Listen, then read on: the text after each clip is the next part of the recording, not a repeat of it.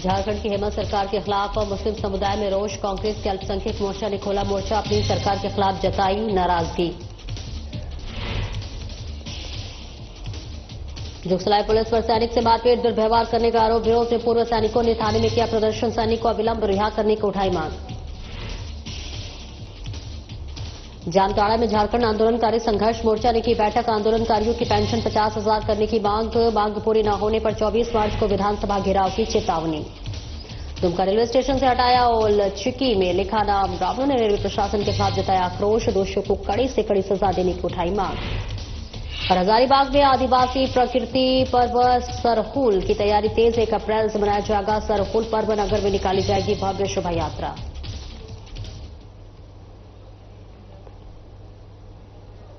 नमस्कार, स्वागत है आपका और मैं हूं आपके साथ सपना दीपक मतेशिया। बुलेटिन का आगाज करेंगे। झारखंड में गठबंधन की सरकार मुखिया हेमंत सोरेन के नेतृत्व में चलाई जा रही है।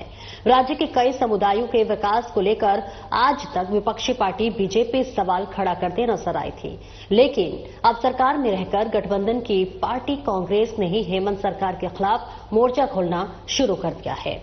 कांग्रेस के झारखंड प्रदेश प्रवक्ता और झारखंड प्रदेश मोमेन कॉन्फ्रेंस कार्यकारी अध्यक्ष खुर्शीद हसन रूमी ने कहा कि 2019 से अब तक हेमंत सरकार 5.5 साल बीत जाने के बाद भी उनकी समस्याओं को लेकर गंभीर नहीं है। और तो और अब तो बजट पे भी कब्रिस्तान की घेराबंदी के लिए पहले से चली आ रही बजटीय प्रावधान की राशि भी बढ़ाने की बजाय 10 करोड़ रुपए घटा दी गई है। और इसी के साथ वर्तमान हेमंत सोरेन सरकार के प्रति अल्पसंख्यक मुस्लिम समुदाय के बीच बढ़ती नाराजगी को स्वीकारते हुए खूंटी जिला कांग्रेस के जिला महासचिव ने कहा कि अल्पसंख्यकों के हितों को नजरअंदाज करने की वजह से वर्तमान सरकार के प्रति रोष तो है, लेकिन वो बोल नहीं पाते हैं। उन्होंने कहा कि इसकी वजह ये है कि हम पार्टी और सरकार को कमजोर नहीं करना चाहते, लेकिन बहुत दिनों तक घुट घुट कर जी भी नहीं सकते, इसलिए आवाज तो उठेगी। 5 साल से ऊपर ज्यादा का अरसा गुजर गया। माइनॉरिटी मुस्लिम्स का हाथ खाली है। उनके जो बुनियादी सवाल थे और जो संवैधानिक अधिकार थे वो भी अपनी सरकार में अभी तक नहीं मिल पाया है। असंतोष का कारण ये भी हो सकता है कि मुसलमानों को जो उनका अधिकार है वो अब तक नहीं मिला है। हेमंत सोरेन सरकार को संज्ञान लेना चाहिए। हद तो ये हो गया है कि बजट में कब्रिस्तान और बाउंड्री वाल के घेरावा का जो पैसा था उसमें भी 10 करोड़ रुपया काट लिया गया, जबकि हम लोगों ने फाइनेंस मिनिस्टर को 22 सूत्री एक ज्ञापन दिया था और उसमें कहा था कि मुस्लिम से रिलेटेड ये बिंदु हैं, ये सवाल हैं, इसको बजट में शामिल किया जाए। जब तक बजटरी एलोकेशन नहीं होगा तब तक माइनॉरिटी का कोई काम नहीं हो पाएगा, ऐसा हम लोग चाहते हैं। अभी फिर से हम लोग मुख्यमंत्री को ज्ञापन देंगे और कहेंगे कि अनुपूरक में आप इसको शामिल कीजिए। और मुसलमान उछल कर आपको वोट देता है, आपकी सरकार बनाता है, विधायक चुनता है, उसके बावजूद भी हमारे हाथ अगर खाली हैं तो इसका मतलब यह है कि हम सिर्फ वोट बैंक बनकर रह गए हैं। ऐसा मालूम पड़ता है कि हमारा काम नहीं हो पा रहा है इस सरकार में। तो हम ऐसा है कि अगर ये समुदाय कहीं पिछड़ा हुआ है और ये आपसे बिछड़ गया तो फिर सेकुलर सरकार बनाने का सपना धरा रह जाएगा। ये तो सरकार अपना निर्देश अनुसार चला रहा है, इस पर हम लोग तो क्या बोल सकते हैं। आपको क्या लगता है? छोटा लगता क्या है? आप ही लोग से तो पार्टी आगे थोड़ा तो कहीं ना कहीं त्रुटि है जिसको सुधारा जा सकता है। ऐसा नहीं है कि अगर चाह लेने से नहीं सुधरेगा। अल्पसंख्यकों में रोष तो है लेकिन बोल भी नहीं सकते हैं। क्या है? मोदी जी का डर नहीं, हमारे पार्टी संगठन टूट ना जाए इसका डर है। हम लोग पार्टी को जोड़ के रखना चाहते हैं, इसलिए नहीं बोल पाते। इसीलिए नहीं बोल। मतलब घूट घूट का जीना महसूस है। बिल्कुल, लेकिन इतना भी घूट घूट के नहीं जिएंगे कि आवाज नहीं उठेगी। और जमशेदपुर जिले के जुगसलाई थाने में सैनिक सूरज राय के साथ मारपीट और बर्बरतापूर्ण कार्रवाई का मामला अब तूल पकड़ने लगा है। रविवार को शहर के पूर्व सैनिक सूरज राय के परिजनों के साथ भारी संख्या में सिविल सोसाइटी के लोग जुगसलाई थाना पहुंचे और राजसैनिक सूरज राय के साथ हुए अमानवीय व्यवहार पर कड़ी आपत्ति जताई। साथ ही अविलंब सैनिक को रिहा करने की भी मांग की गई। इधर मामले की गंभीरता को देखते हुए डीआईजी के निर्देश पर पूरे घटनाक्रम की जांच शुरू कर दी गई है। सीसीआर डीएसपी मनोज ठाकुर ने बताया कि सारे बिंदुओं पर जांच चल रही है।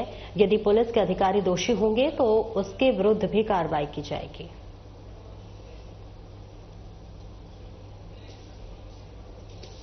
14 तारीख को एक घटना जुगसलाई थाना क्षेत्र में घटित थी, जिसके लिए यहाँ पर प्राथमिकी दर्ज की गई। प्राथमिकी दर्ज कर उस समय जो उसमें शामिल पाए गए और जमानती धाराओं में प्राथमिकी हुई और उनको अग्रसारित किया गया। उसमें से एक सेना के जवान भी हैं।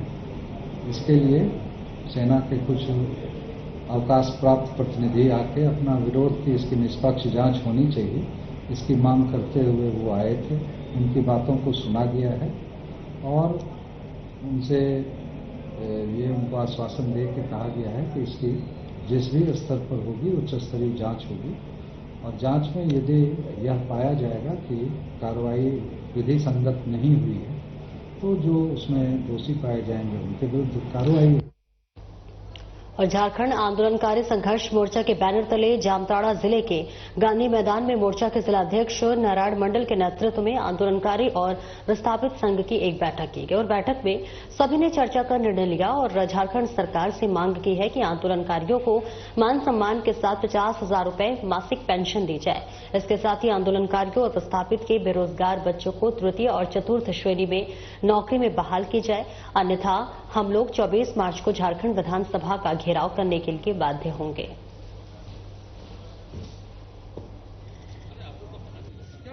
झारखंड आंदोलनकारी संघर्ष मोर्चा झारखंड आंदोलनकारियों के राजकीय मान सम्मान, अलग पहचान, रोजी रोजगार और नियोजन की गारंटी तथा जेल जाने की बाध्यता समाप्त करते हुए सभी झारखंड आंदोलनकारियों के सम्मान पेंशन राशि 50-50 हजार रुपया देने की मांग को लेकर हम लोग लगातार संघर्षरत हैं। अभी सरकार ऐसा नहीं कि हम लोगों की मांगों को नहीं सुन रही है, लगातार हम लोग संघर्ष कर रहे हैं। हमारी बातों को सुनने का प्रयास किया जा रहा है, लेकिन कुछ गृह विभाग के लोग हैं वो नहीं चाहते हैं कि झारखंड आंदोलनकारियों को जीते जी उनको सम्मान मिले, उनको पहचान सुनिश्चित बने, झारखंड आंदोलनकारियों की बातें सुनी जाए। तो झारखंड आंदोलनकारी अभी अपनी मांगों को वैसे पदाधिकारियों को जो सरकार को आंदोलनकारियों के हित में काम नहीं करने देना चाहते हैं, हम लोग उनको सबक सिखाने के लिए और सरकार का ध्यान आकृष्ट कराने के लिए 24 मार्च 2025 को हम लोग झारखंड विधानसभा का घेराव करेंगे। मुख्यमंत्री, लोकप्रिय मुख्यमंत्री घोषणा किए हुए हैं कि हम आंदोलनकारी को मान सम्मान, नियोजन, पेंशन, 5% क्षितिज आरक्षण और चिन्हित हुए जितने आंदोलनकारी हुए हैं सभी को हम मान सम्मान करेंगे। तो उन्होंने बोला है, अब उनका कार्यकाल आया है, काम करने का आया है, अब उन करेंगे। अभी वर्तमान समय में हम लोग 80 लोग हैं झारखंड आंदोलनकारी जो जामताड़ा जिले में जेल गए हुए हैं। उसमें से बहुत सारे लोग का मृत्यु हो गया है। मृत्यु बाद देखिए अभी 65-70 को आज चिन्हित आंदोलनकारी है, जिसको सरकार की ओर से 3,500 रुपया का मानदेय भुगतान किया जा रहा है। बाकी जो चिन्हित हुए हैं, पहले बार में डीसी के द्वारा सम्मानित हुए हैं 600, इसके बाद फिर अभी सुनने में आ रहा है कि करीब 400 और चिन्हित आंदोलनकारी का लिस्ट आया। और होली की समाप्ति होने के साथ ही रामनवमी का आगाज हो चुका है। बता दें कि हजारीबाग बड़ा अखाड़ा मंदिर परिसर में रामनवमी महासमिति अध्यक्ष की बैठक की गई, जहां पर चुनाव कराने का निर्णय लिया गया, जिसमें कुल 7 प्रत्याशियों ने अपनी अपनी दावेदारी पेश की। चुनाव समिति की ओर से सभी को चुनाव चिन्ह आवंटित किया गया है। सभी प्रत्याशियों से हमारे हजारीबाग संवाददाता प्रमोद खंडेलवाल ने बातचीत की है। झारखंड के हजारीबाग की बात करें, कल ही होली हजारीबाग में समाप्त हुआ है और रामनवमी का शानदार आगाज हो चुका है। आपको बताते चले कि चूंकि होली के बाद का रविवार यानी कल होली समाप्त हो और आज रविवार को रामनवमी महासमिति की आज बैठक हुई है। ये बैठक होता है क्योंकि ये प्राचीन काल से चला आ रहा है रामनवमी महासमिति का चुनाव। आपको बताते चले कि बैठक में निर्णय लिया गया कि चुनाव होगा और इस चुनाव में इस मैदान में 7 कैंडिडेट 7 प्रत्याशी है, सातों आपके सामने है, अलग अलग है। सबसे पहले हम बात करना चाहेंगे, क्या नाम है? जीतू जी, पिछले वर्ष भी आप थे, अगर इस बार आते तो क्या कुछ नया होगा? पिछले वर्ष से अच्छा होगा इस बार। पिछले बार शांतिपूर्वक रामनवमी बिताए थे, इस बार भी शांतिपूर्वक होगा। पिछले बार टाइम हम लोग को नहीं मिल पाया ज्यादा, इस बार कोशिश करेंगे रामनवमी पूरा हजारीबाग हर तरह से सजेगा।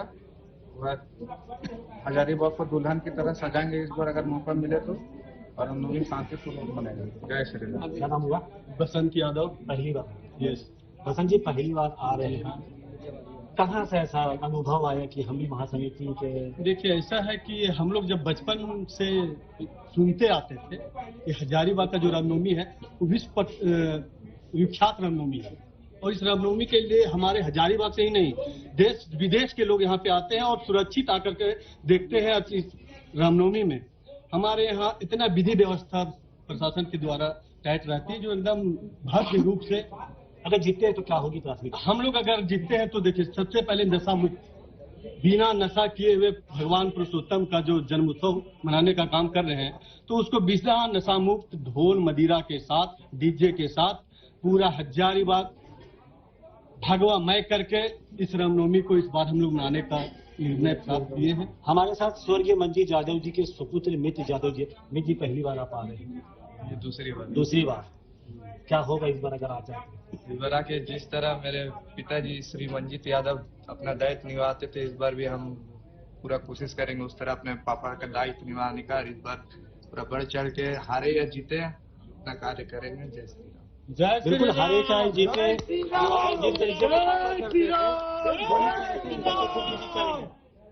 क्या नाम हुआ? दीप प्रकाश नारायण, संगठन महासचिव। पहली बार? हाँ, पहली बार है दीप जी। क्या कुछ अनोखा देखने को मिलेगा अगर आप आते हैं? अनोखा यही है कि ख्याति प्राप्त रामनवमी और जिनके नाम का हम लोग मना रहे हैं मर्यादा पुरुषोत्तम पूजा, तो सोच लीजिए मर्यादित। सबसे पहले तो अनुशासन बहुत जरूरी होगी, दूसरी होगी सेवा सुरक्षा और व्यवस्था। ये तीनों हम प्रशासन के साथ समन्वय के साथ हम इस पर्व को मनाएंगे, और जो पर्व की भव्यता है वो हमेशा पहले से और ज्यादा बढ़ चढ़ कर आएंगी।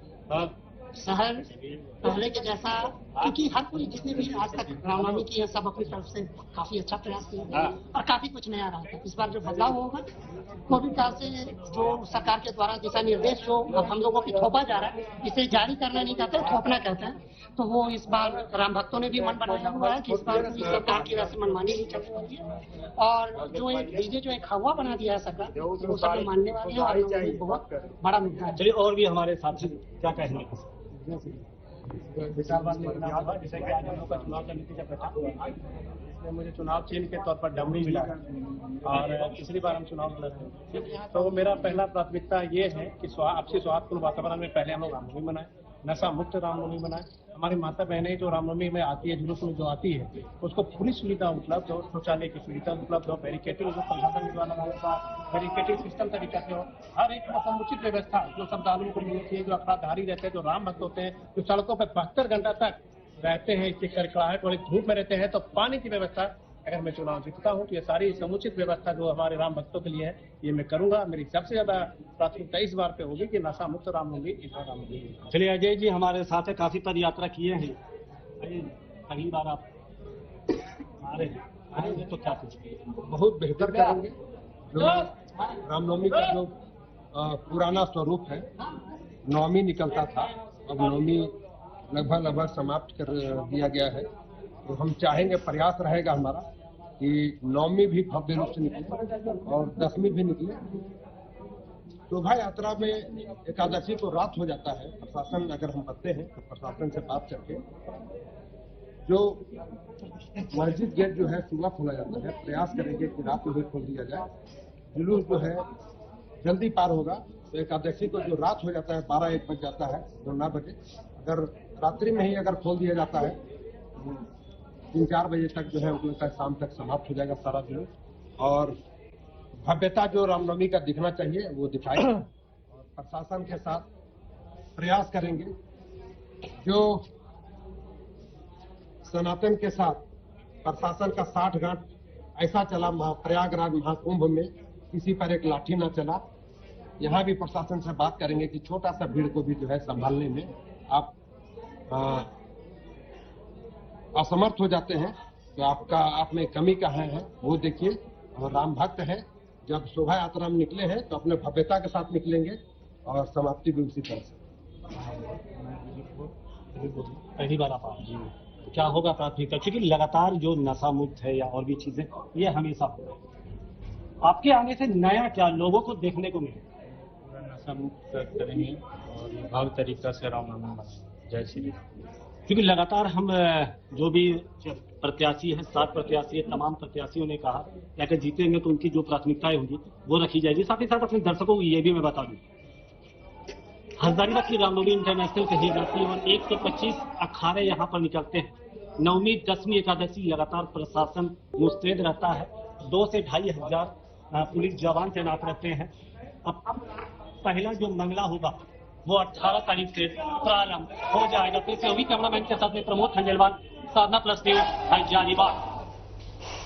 और जहां एक और लोग शुद्ध वातावरण के लिए झील पहुंचते हैं तो सुबह शाम टहलने जाते हैं, लेकिन आज हजारीबाग झील की स्थिति बद से बदतर हो गई है।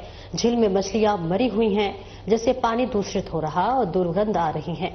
आने जाने वाले लोगों को काफी परेशानियां हो रही हैं, जिसका जायजा लिया हमारे संवाददाता प्रमोद खंडेलवाल ने। देखिए, की बात कर रहे हैं, जहां एक और लोग शुद्ध वातावरण लेने के लिए शहर का हृदय स्थली कहे जाने वाला झील पहुंचते हैं।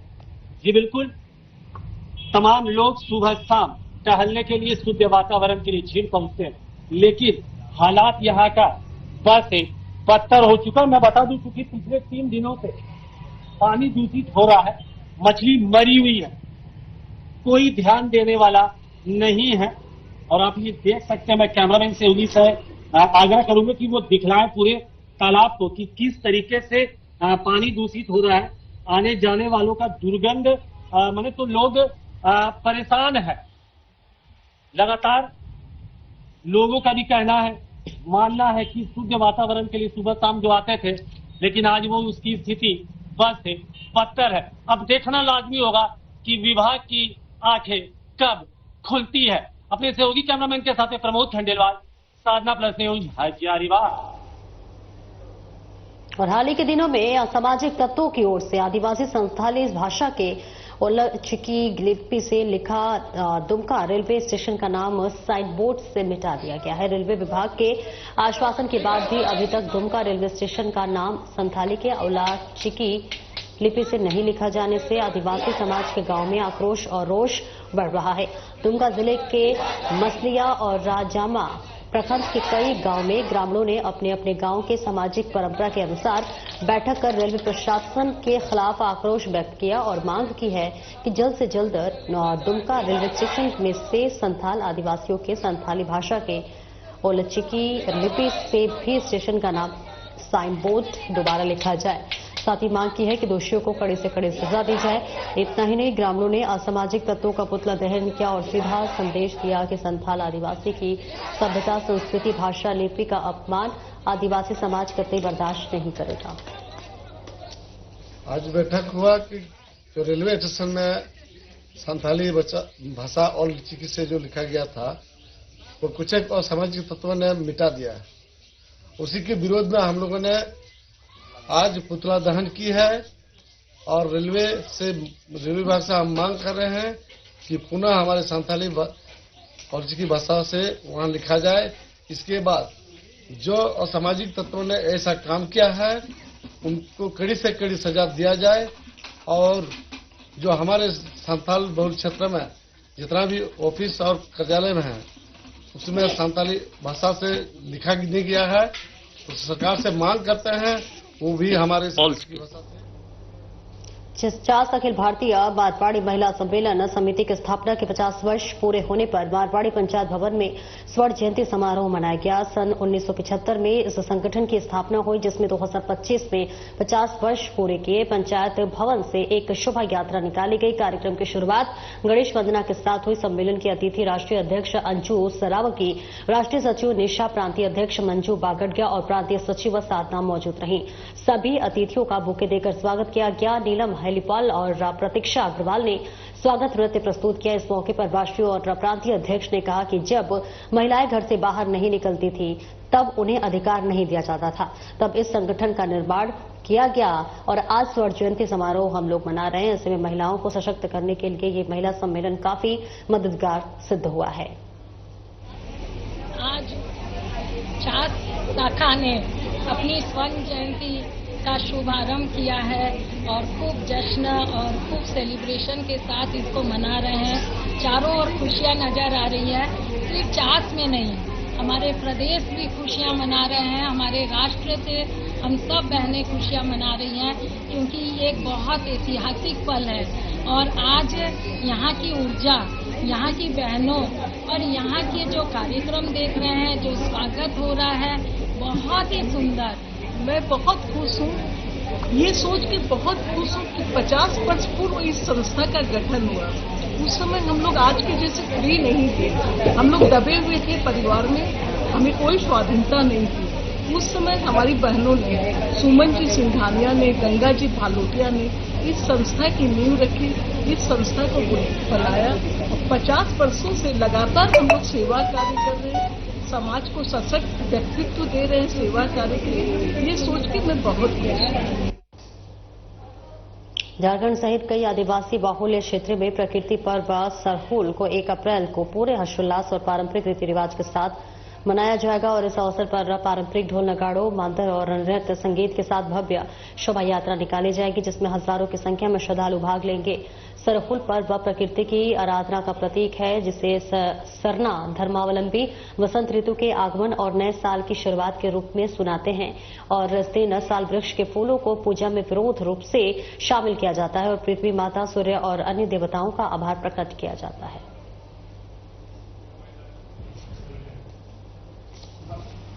सरहुल पूजा को लेकर बैठक किया जा रहा है। सरहुल महापर्व 1 अप्रैल 2025 को पड़ रहा है, उसी को लेकर पूरा जोर शोर से तैयारी को लेकर के बैठा गया है। क्या कुछ खास होगा इस बार?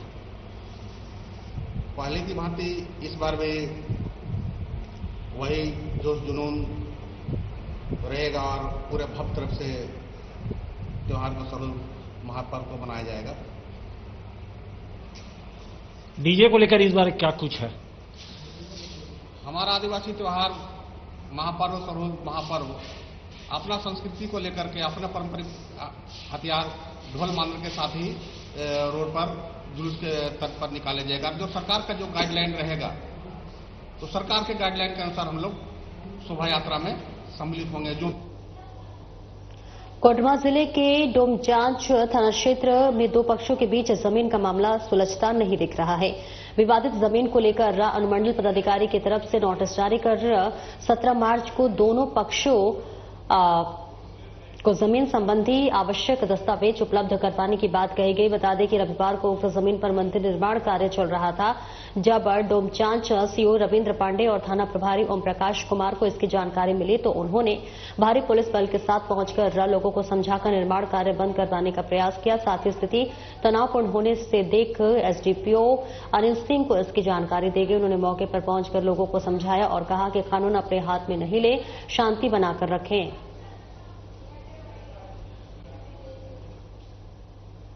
वहीं समस्तीपुर नगर परिषद क्षेत्र के भैरोखरा बोअज 15 कालीपोखर स्थित नल जल की मोटर 3 दिनों से जली रहने से पेयजल के लिए हाहाकार मची हुई है। कुछ लोग आधा किलोमीटर दूर महादेव मंदिर से पानी लाकर तो कुछ लोग पोखर के पानी से दैनिक जरूरत की पूर्ति करने की मजबूर हैं। जानकारी के बावजूद मोटर ठीक कराने को न प्रखंड प्रशासन और न ही नगर प्रशासन तैयार है। होली जैसे पर्व में भी पेयजल का दंश स्थानीय लोगों को झेलना पड़ा। जलापूर्ति बाधित रहने से परेशान लोगों ने जल मीनार पर विरोध प्रदर्शन कर नया मोटर लगाकर तत्काल जलापूर्ति करने की मांग की। वहीं भाकपा माली प्रखंड सचिव सुरेंद्र प्रसाद सिंह में नल जल के कार्य में गुणवत्ता विहीन सामग्री लगाकर सरकारी राशि लूट लेने का आरोप प्रखंड प्रशासन पर लगाया। उन्होंने तमाम नल जल की दुरुस्त करने, दोषियों पर कार्रवाई करने समेत अन्य मांगों को लेकर 19 मार्च को प्रखंड अचल पर प्रदर्शन करने की चेतावनी दी है। भैरोखरा का वार्ड नंबर 15 है, जहां 3 दिन से नल जलापूर्ति बंद है। लोगों को भोला बाबा के मंदिर से यहाँ से कहिए मोटा मोटी आधा किलोमीटर की दूरी से पानी लाना पड़ता है। कुछ लोग गरीबों की बड़ी बस्ती है, कुछ लोग पोखर से पानी लेके किचन का काम, बर्तन बासन धोने का काम करते हैं। और आज ये लोग यहाँ पर विरोध प्रदर्शन भी कर रहे हैं। हम नगर परिषद प्रशासन से मांग करना चाहेंगे कि अविलंब, यह मोटर बार बार खराब होता है, जलापूर्ति बाधित रहता है। यह मोटर अविलंब इस मोटर को बदल करके नया मोटर लगाकर जलापूर्ति शुरू किया जाए। 3 दिन से पानी बंद है, दिक्कत तो बहुत हमरा सके नहाइबो न करिए 3 दिन से। पोखरी के पानी से बर्तन वासन होई है।